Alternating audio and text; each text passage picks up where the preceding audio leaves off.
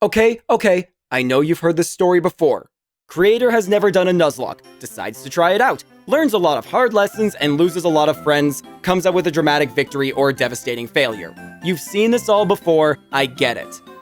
Which is why I did something different. Let me explain. After beating my Mario Kart challenge, I was itching to try another. The Pokémon Nuzlocke is a classic challenge that has literally built careers here on YouTube, so I wanted to take a crack at it. However, there are so many My First Nuzlocke videos out there, and I also enjoy putting myself through hell apparently, that I decided I needed to add a twist. That is when I came up with the Type Wheel. The 18 Pokemon types sit on this wheel. After beating a gym, I spin it. Whatever type it lands on, I can't use any Pokemon of that type for the rest of the game. So say I picked Weed Cat as my starter, and the wheel landed on grass, that Pokemon is dead. This is the story of my first ever Nuzlocke, or as I called it, the Pokémon Violet Wheel Lock. But first, I have to explain the rules I played under. Generation 9 is quite different from the early Pokemon games, so I had to tweak the usual Nuzlocke rules to fit what I wanted. If you could care less, there's a timestamp and you get 3 seconds to skip. Still here? Alright then. Let's start with the standard rules. If a Pokemon faints, it dies. If all your Pokemon faint, the run ends. I have to give all my Pokemon nicknames. Every gym has a level cap, and you only get 1 encounter per route. Actually, I modified that last one.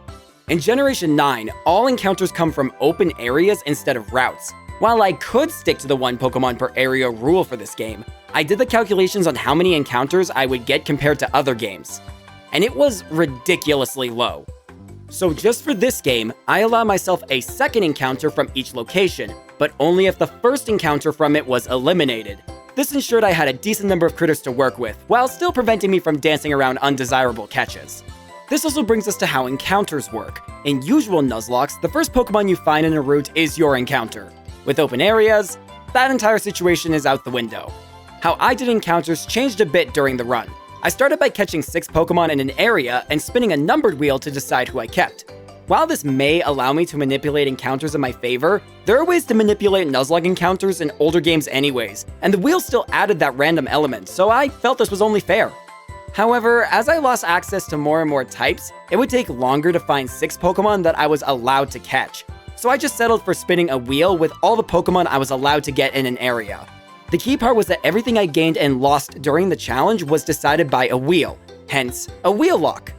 And finally, since this was my first Nuzlocke, I did not do this in hardcore mode, so items could be used in battles, and I didn't force a set mode. Yes, I am baby, you don't need to point it out. My journey began like most do with selecting my starter. I'm a huge sucker for fire types, so I selected Fuecoco and named him Monty after another gator I know. After beating up Nemona's Weed Cat, I headed out to Poco Path where the first wheel spin of the run gave us Charlotte the Tarantula. I then made friends with a broken down motorbike by giving it a sandwich, and met the bike's current owner, Arvin. He didn't seem to think I could handle a living vehicle, so I beat up his squirrel to prove him wrong. My next encounter ended up being a Flamigo, which is probably one of the most lazy names I've ever seen for a Pokemon, so we gave her a cooler one in Frankie. I felt prepared at this point to tackle the challenge of being a student, but Demona seemed to think a short walk from my house was enough experience, and demanded another battle.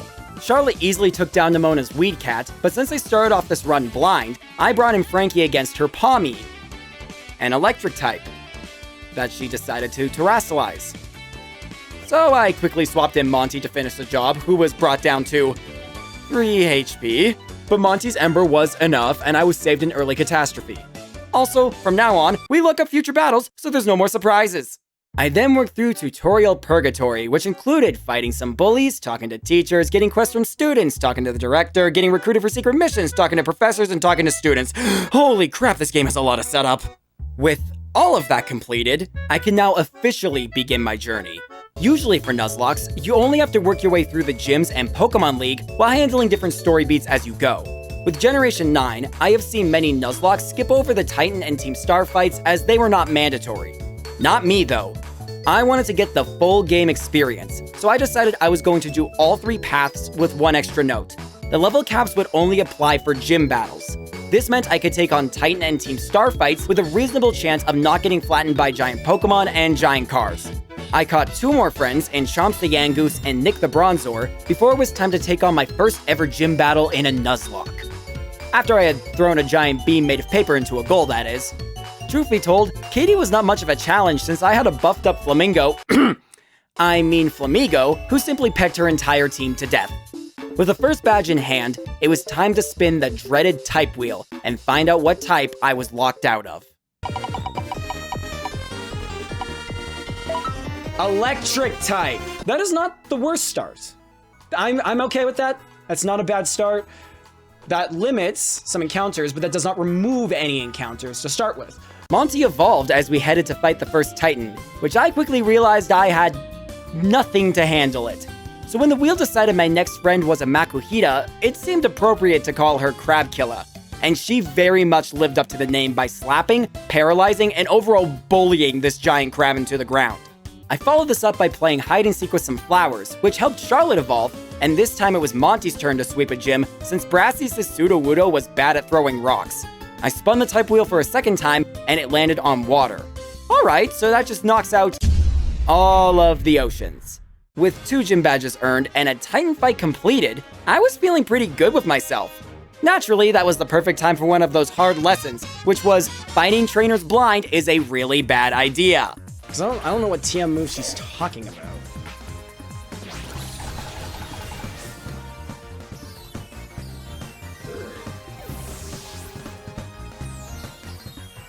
What the fuck just happened?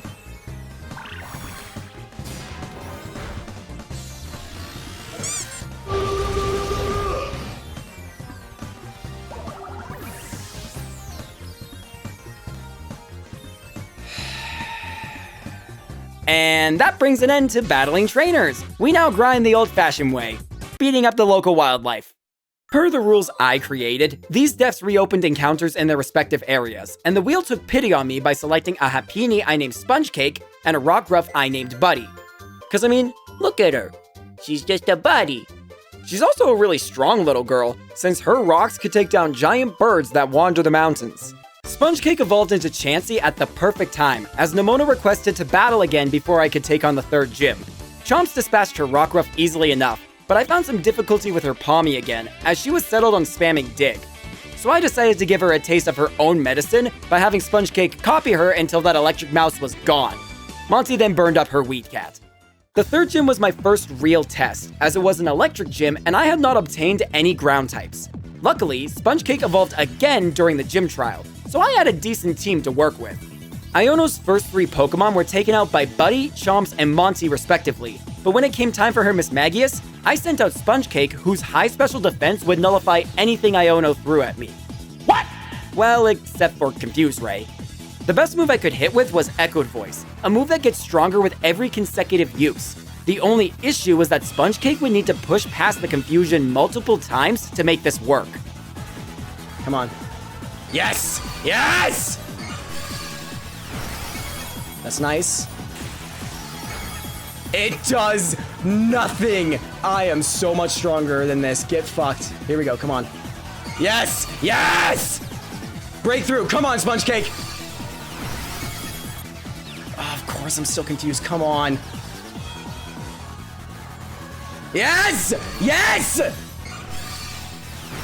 Yes! Come on, Sponge Cake! Hold. Just hold. Snap on the confusion! Let's go! Let's go, Sponge Cake! Oh my god, this Blissey is a legend! 3 confusion rolls. Got through all of them.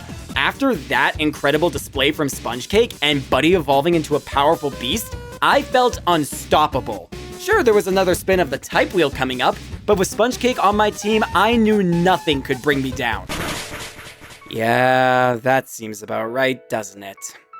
R.I.P. Sponge Cake the Blissey, the type wheel's first victim.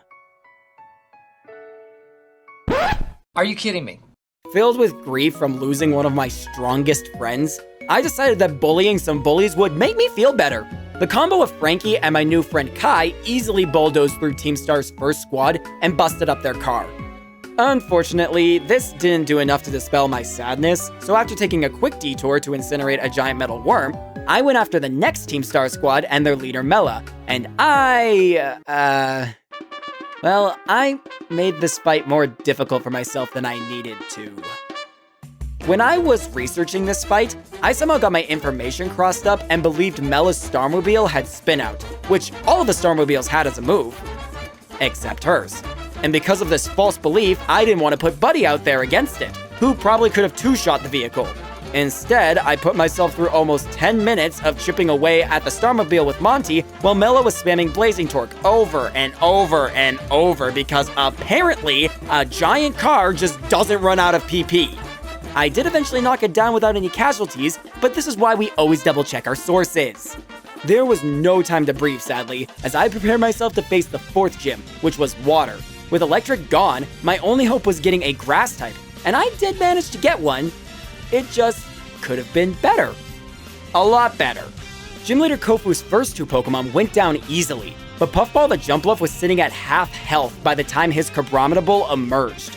I had planned for this big guy specifically by teaching Puffball Grass Knot, but I wasn't so sure if he was going to survive long enough to finish it off. But I'm faster.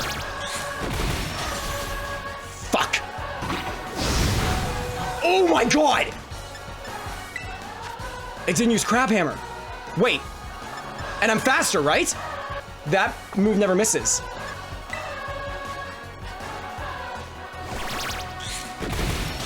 Let's go! Holy shit! Fucking a Jumpluff is the one that saves me in this fight. Did you think you were going to see a Jumpluff clutch in this challenge? Cause I sure as hell didn't. Somehow, the only thing I lost from that fight was access to poison types.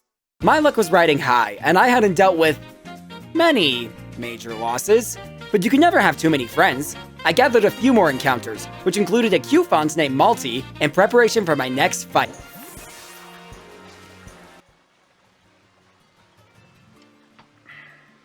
Let's hope that's enough. The third Team Star fight was tricky, and this time it wasn't because I can't read. I didn't have any strong Psychic or Ground types besides a Bronzong, and Atticus' Starmobile knew Flame Charge, so that was off the table. Kai was an absolute champ, as he tanked multiple attempts of vehicular manslaughter while making the fight less grindy by having access to Zen Headbutt.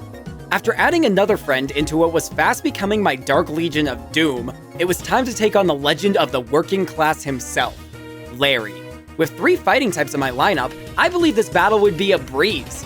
Boy, how wrong I was. Kai took out Larry's Komala easily, but it managed to get a yawn off before its death, putting my Raging Bull to rest. Holga had to handle paralysis and taking a Hyper Drill in order to chop down his Dunsparce, meaning I only had Frankie left to knock out his Staraptor. Unfortunately, a Terrastalized powered Facade put her into single digits, and any attempt to get Frankie to a safe health level was thwarted. I knew I had to change up my plan, and after a quick look at my squad, I realized Buddy was resistant to everything Staraptor could throw her way. And she also had Reversal.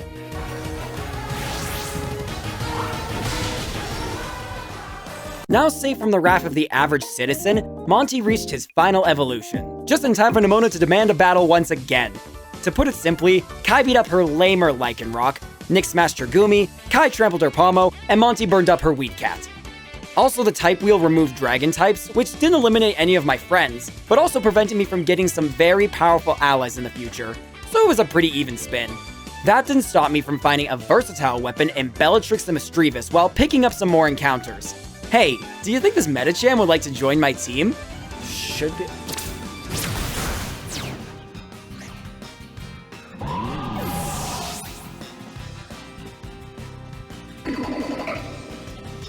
I'll take that as a no. Well, that wasn't exactly how I thought I'd lose my shiny, but sometimes that's just how the cards fall.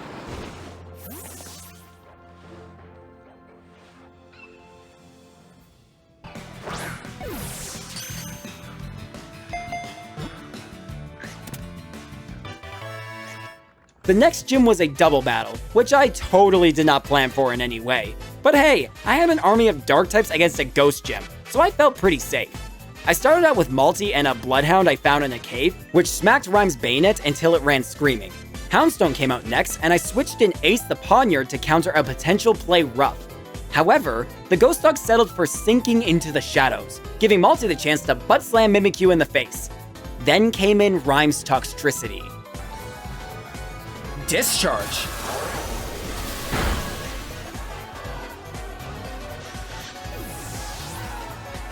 Oh shit! Rhyme nearly pulled off the double knockout, but Malty clung on just enough to make her Houndstone pay. With the battle now a 2v1, Toxtricity didn't stand a chance. The 6th gym badge was mine, and while Ace's death was sad, I wasn't too upset about it. The same couldn't be said for what the Type Wheel had planned.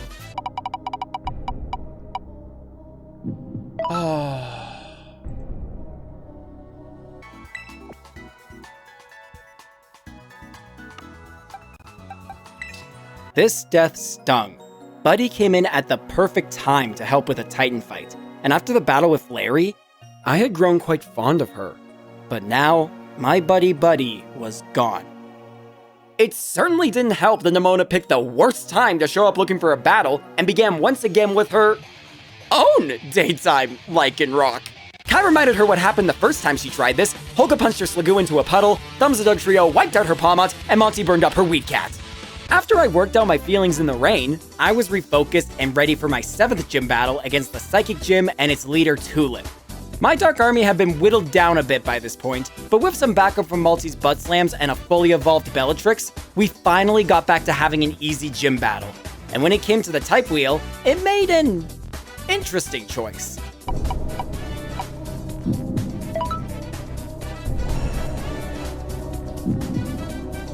I feel like this would have been more effective 2 gym battles earlier, but hey, who am I to question the wheel? Its job was almost complete too, as there was 1 gym left to defeat. I took a small detour to fight a giant robot Dom fan from the future before saying fuck it and scaling the mountain to face the music. I really want to say this last gym was the most dramatic of them all, and that it made me fight for the right to spin the Type Wheel one final time.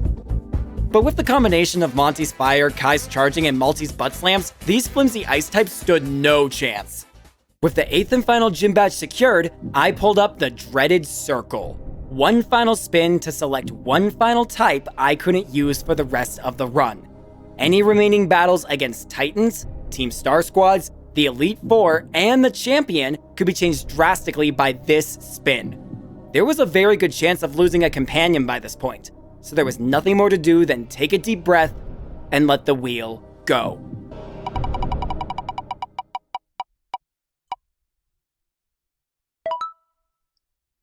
Fairy. Interesting. By some miracle, I managed to avoid losing any allies on the last spin. A Fairy type would have been great for most of the endgame, but I was just lucky I didn't have to replace anyone. This feels anticlimactic, doesn't it? Perhaps I shouldn't have looked a Gift Horse in the mouth, but this felt lame. All that buildup to hit one of the 2 types I didn't have any living Pokemon in? And after a quick discussion with my chat, I made an impromptu change to the rules. After the final gym, I would lose 2 types, meaning I wouldn't have access to half the types in the game. Let's be real though, I was just disappointed the last spin wasn't dramatic in any way and wanted to push my luck. So, I reset the Type Wheel and spun it once again.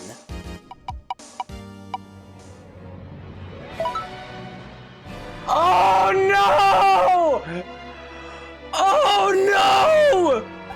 Oh no, Malty! And that's what I get for playing with fire. I taunted this wheel like a cocky son of a bitch. It wanted to give me mercy by only taking away an easy route to late game battles, and I spat in its face. I said, "Is that the best you can do?" And it fired back by taking away one of my strongest assets and best friends. Malty, I am so sorry, buddy. Your butt slams carried me through so much, and your death was the result of my desire for drama. Well, I got it, and man did it hurt. And right before the next team's star fight too. You know what type it is? Fairy. You know what types are super effective against fairies? These 2. This is why we don't fuck around, kids! I quickly caught a new ally in Sleet the Glaceon, and immediately put her to work against squad leader Ortega by having her ice his Azumarill. Monty easily took out his Wigglytuff, and I sent in Charlotte next to handle his Dash Bug. Charlotte poisoned the puppy with a critical poison jab, which put me in the prime position to have a fully healed Pokemon out against the Starmobile. I decided on my Talonflame Rhett, since half my team was weak to Dashbun's Crunch, but completely overlooked the Bread Dog's ability. Dashbun did faint, but not before putting Rhett below half his health. Looking back, I don't know why I thought Heat would be at all effective against a walking loaf. Monty could resist every move the Starmobile had, so I quickly brought him out. Or take a counter this with Confuse Ray, leaving me no choice but to try and power through it. The first Torch Song made it pass. Then the second Torch Song made it pass. One more hit, and that car was toast. Maybe it was luck, or maybe the spirit of Sponge Cake had returned to lend us her power, because Monty would not be deterred and sent that vehicle to the scrapyard. With one Titan and Team Star battle remaining each, I had very few encounters left to fill any holes I had in my team. The wheel gifted me a Gimli-Ghoul that was designated as death fodder, and a Hawlucha dubbed simply as the Bird. This was the perfect catch to get right before the final Team Star fight against Aerie and her fighting squad. I matched Aerie's vibe by starting off with Kai, knocking out her Toxicroak with a single blow. Kai missed his second Zen Headbutt and was dropped to a third of his health. This is where I made one of the biggest rookie blunders a Nuzlocker could make, taking a needless risk. Usually if I was down this much, I would feel my Pokemon and see what my opponent would do to gauge how to put myself in the best position. Instead, I knew Kai was faster and I just thought Zen Headbutt could one-shot, but it didn't even put Passimian in the red. Kai had been a valiant warrior for me in so many battles, and yet he fell from one careless mistake. And this fight wasn't even close to being done. Bellatrix avenged Kai with a Psychic Blast, and the Bird was able to subdue Ares' Lucario. I realized I needed the Bird healed so he could face the Starmobile, so Gimli-Ghoul lived out his purpose as death fodder in order to complete this. Rhett was then able to beat Annihilate with the help of Flame Body and the monkey's use of close combat lowering his defense. I sent out the Bird to face the Starmobile as planned, but things immediately went sideways when its ability Stamina began buffing its defense. Aerie also took the opportunity to use Gear Shift when I went to heal, which upped its attack and speed. With these boosts, I could no longer out-heal the vehicle's attacks, and swapping someone else in would almost certainly guarantee their death. The only play I could think of was to keep the Bird in and use Bounce, since it would benefit from the Terastallization, even if it had a shot of missing. Unfortunately, I lost that gamble, and the Bird's reign ended before it could even begin. Furious at the loss of two companions, Bellatrix re-emerged and avenged her fallen allies again with one last explosion of psychic energy. It had not been a clean job by any means, but Team Star was now fully defeated. After multiple heartbreaking losses and a battle that was more stressful than it needed to be, it was a relief to have the final Titan be such a pushover. All I had to do was have Sleet spam Freeze Dry through both phases, and that giant fish was, why is the little guy still alive? Why is there a phase 3? Excuse me? Why are we fighting a small fish? Okay, goodbye. Okay. Giant Titans of Doom have been officially dealt with. With the deaths of Gimmighoul and the Bird, the North areas gained another encounter per my rules, giving me one final chance to get extra help before the Elite Four. The best I got was a Mudsdale I dubbed Ford, and added him alongside Monty, Frankie, Bellatrix, Sleet, and this funny guy to make my final team. Despite gruesome gym battles, terrifying titans, irritating bullies, and a wheel that ripped my companions away from me before it was their time. Oh, and Nimona was there too. I had made it to the Pokemon League. 5 battles were all that was left between me and victory. After passing the assessment test with flying colors, and a little help from Daddy Google, I stepped onto the battlefield, ready to end this challenge once and for all. Rika kicked it off with her ground-type gang, and I chose Ford as my opener, only to remember that her Whiscash was part water. And I almost immediately lost my new friend to Muddy Water. Not the start I was looking for. A quick switch to Bellatrix solved that issue, but I needed to get my head in the game. Which I totally did not do, since after Sleep one-shot Rika's Dugtrio, I clicked way too fast and left my poor Ice Fox out against her Camerupt. So I started the switching game by throwing in Monty to tank a Fire Blast that missed, and then Frankie to counter an assumed Earth power, but she was hit by Yawn instead. I took this chance to get Ford healed up while Rika seemed really set on putting my bird to sleep. Ford came back out and ended Camerup's rampage, but Rika managed to put him down for a nap as well. I kept him in against Donphan since he was my safest bet, and while a full restore was an easy way to wake him up, the tempo was back in Rika's favor. I considered using counter, but I didn't want to risk a crit this early in the Elite Four. A couple heals confirmed Rika would most likely use Earthquake, so I gambled on a safe switch to Bellatrix, which paid off. A couple magical leaves ended Donphan, and Sleet re-entered to close out the battle. After the absolutely brain-dead moves I made to start that fight off, I felt incredibly lucky to make it through with no deaths. Poppy's fight was much smoother, as she kept trying to set up defensive strategies that I just blasted through. I probably could have swept with Monty, but she started with a Caporaja, and it was still too soon. So I was in the mood for some violence. Ford closed it out by showing off his tank potential, surviving a powered-up Gigaton Hammer and responding with a single-shot Earthquake. Next was a familiar face, Larry, the everyday legend himself. It was one thing for him to be working 2 jobs, but 3? This dude is committed to the grind, and I knew we hadn't seen the worst of him last time. I started with Sleet against Larry's Tropius and terastallized her to ensure a one-shot. Larry then sent out his familiar Staraptor, and I swapped in Bellatrix. This was a bad call as I completely forgot this beast had Thief, so I quickly replaced her with my recently discovered tank. Staraptor launched a Brave Bird, and I healed up to avoid the crit and gauge Larry's strategy. Staraptor launched another Brave Bird, and a thought came to me. It's not honorable, but if he's gonna be stupid enough to do this over and over and over again. Okay, so I kind of get why the hardcore rules dictate no items in battle now, but I wasn't playing under those rules, and if Larry wanted to be dumb, was that really my fault? Bellatrix then sparkled his Altaria to death, Sleet shattered his Oricorio, and Ford came back to take on his Flamigo, who he also started to throw out Brave Birds with. And thus, the third battle went to me. Yay? Hassel was the final member of the Elite Four, and by far the most terrifying with his Legion of Dragons. I chose Bellatrix to begin against his Noivern, and after a sequence of irritating air slash flinches, anxiety-inducing Dragon Pulses, and multiple heals, she finally brought down the giant bat. Ford finally got to use Counter to take out Haxorus, and Sleet's Ice Beam obliterated Dragalge and Flapple.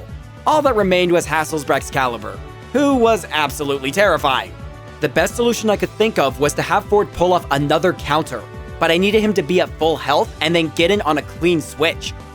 And that required a sacrifice. It pained me to do so, but I sent in Frankie for one last flight. This little bird had been with me from the beginning, and funnily enough was somehow my last fighting type standing. And as those icicles soared towards her face, I just hoped she knew that she had done enough. As long as Ford didn't get hit by a crit, which would absolutely kill him. Just hold the line, buddy. Hold the line. Hold the line! Yes! Come on! Get the fuck out of here! With that final reversal, the Elite Four had been conquered, and all that was left was Champion Gita. At that moment, I was riding the highest of highs. Some may see me as lucky, and you may be right, but who could give a shit about luck when I had warriors by my side? We had gone from standing our ground against electric rodents to facing the toughest of dragons head on, and could not be stopped. Yes, I'm fully aware that last turn was risky and that there were probably 10 other strategies I could have implemented if I had just taken 10 minutes to do some research, but god damn it, this entire challenge is built on luck! I have spun wheel after wheel, carving my destiny through nothing more than chance, and I wouldn't have this run in any other way! More than that, I believe in my friends. I believe that they would hold strong and overcome any challenge I gave them. These were the survivors of the Type Wheel, who had proven time and time again that luck had nothing on them, and we were going to ride this bullshit train to the end. Champion Gita, I hope you're ready. I began the battle with Monty, who set the tone right by one-shotting Gita's Espathra. She retorted with Avalugg, which is an ice type, but I knew that thing had Earthquake. My best bet was to put in Bellatrix, who was faster and just needed to survive what was assuredly a crunch. But instead, Gita went with an Avalanche that put Bellatrix at 2 health. Do you see what I mean by warriors now? We rode this momentum to its fullest, with Ford smashing down Kingambit, Bellatrix destroying Veluza from the abyss, and Monty frying Go-Goat. With her back against the wall, Geeta sent out her all-powerful Glamora to take a final stand. And you know, it wouldn't be fair unless everyone got their chance. Puffball, send us home. One hit, come on. Just survive it.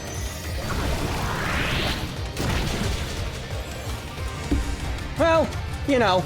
Okay, well, we should have expected that. But it didn't matter. Ford entered one last time, smashed the ground to bits, and Glamora could float no more. I had done it! I had beaten not just my first ever Nuzlocke, but the type wheel as well. I beat this game with access to only half the types available, and I couldn't be prouder of myself. Despite struggling at different points and the wheel sending me back multiple times, I feel confident in saying I took on the Elite Four and the champion pretty well. You can almost say it was easy. I mean, the champion fight itself was really easy. Is this how it's supposed to end? No. No, it's not.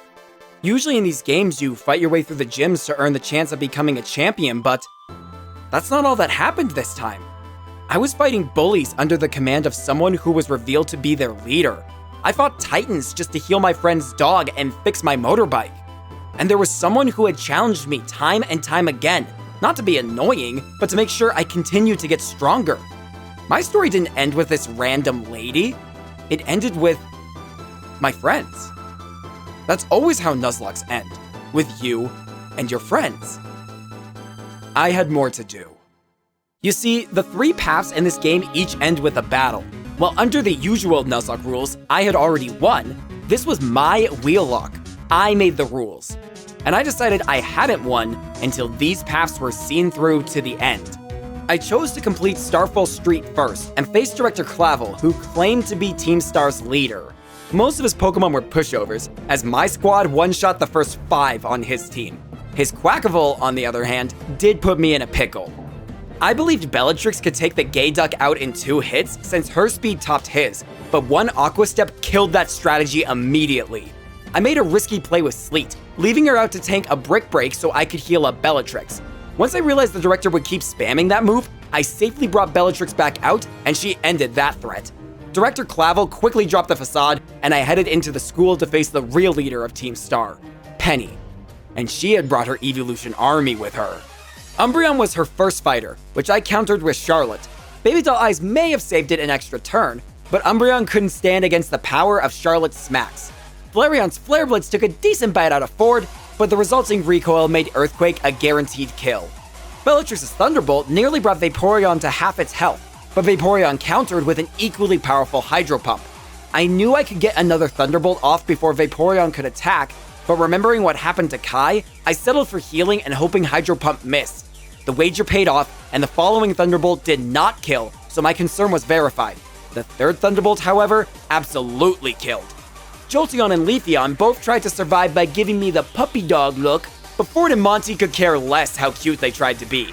With one Pokemon left, Penny sent out her Sylveon, and it felt only appropriate to end it with an elemental fox bunny of my own. Once again, Sylveon tried to give me the puppy eyes, but it did nothing to deter Sleet's Ice Beam. The second Ice Beam came so close to finishing the fight, but Sylveon barely held on and returned a powerful Moonblast. With each Pokemon having gone once this turn, I put my faith in Sleet to take her shot first. And my faith in my friends was rewarded once again.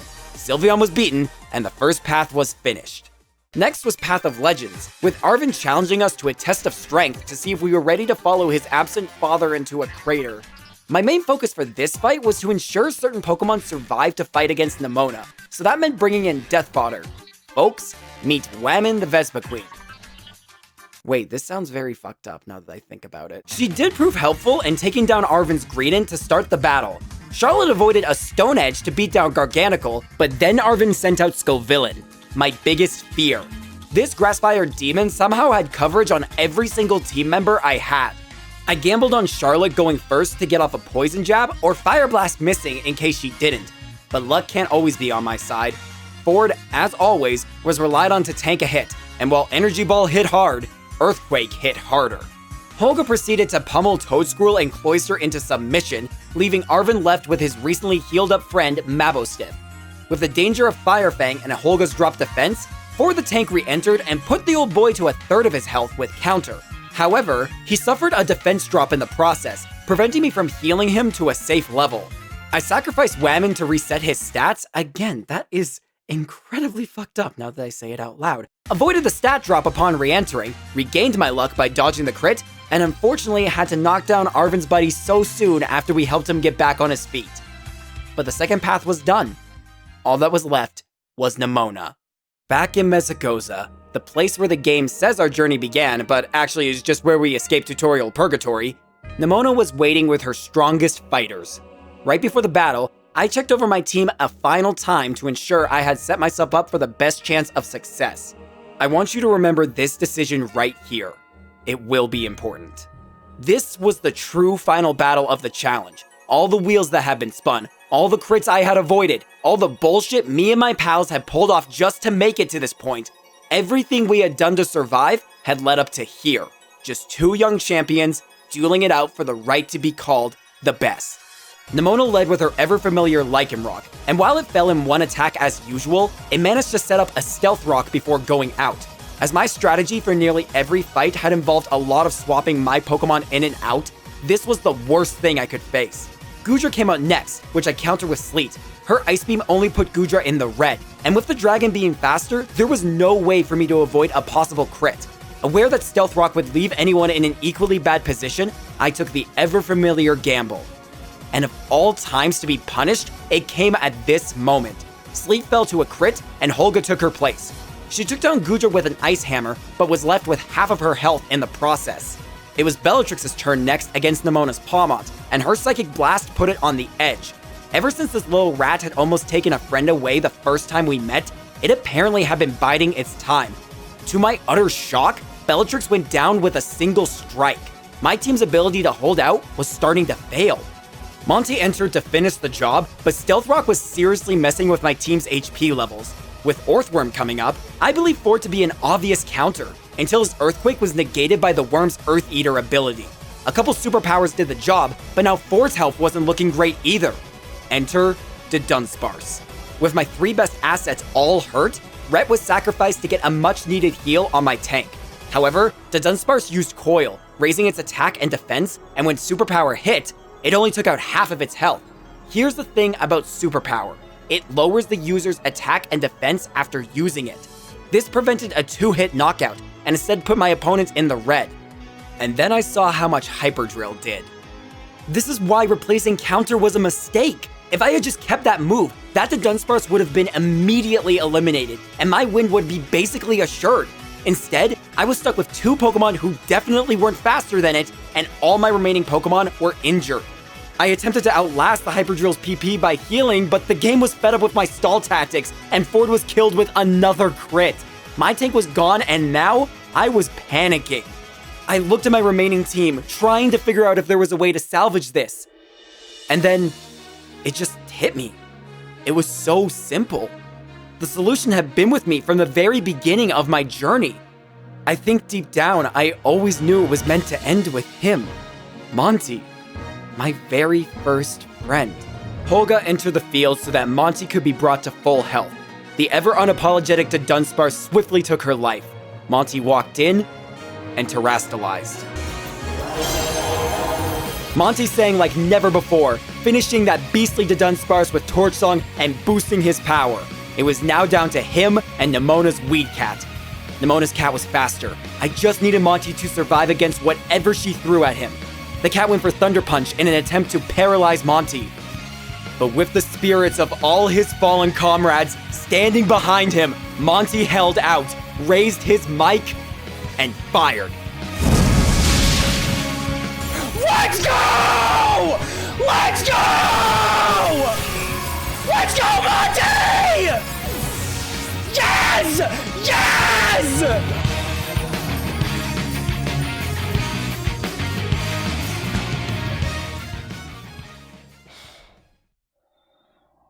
The final path was complete. The wheel lock was won, and I just couldn't believe it had ended that way. In the final hour, everyone put their lives on the line to ensure at least one of them made it. And I just love that it was my starter, my first companion, my best pal. I wouldn't have wanted my first Nuzlocke to end any other way. Looking back on this challenge, I think the type wheel was the perfect addition. If this had just been a simple Nuzlocke, I honestly believe I would have bulldozed my way through with constant type advantages, and this video would have been pretty lame. By taking away multiple types to work with, I had to get much more creative, and I could never get comfortable for too long. I've gained so much respect for the Nuzlocking community as well. It's one thing to watch videos on YouTube and say, oh, how could they make such a stupid mistake? But when you get into the thick of it, you'd be surprised the things you overlook or how easy it is to be put in a tough spot. I want to give a quick shout out to Pokemon Challenges, as watching his content ensured I didn't enter my first Nuzlocke fully unprepared. I don't believe he will ever see this video, but if he does, hey, Jan, I'm sure you spotted multiple things I could have done better, so I'm sorry for the stupid way I played, and I will try to do better next time. But who am I kidding? Risking the crit is fun. But for now, I'm satisfied with this win. I set out on a journey to fight the powers of luck and fate, and came out on top. And I couldn't have done it without the efforts of all my comrades who gave up their lives to see it through. Buddies, thank you for everything. You made this trainer incredibly proud, and I will never forget you.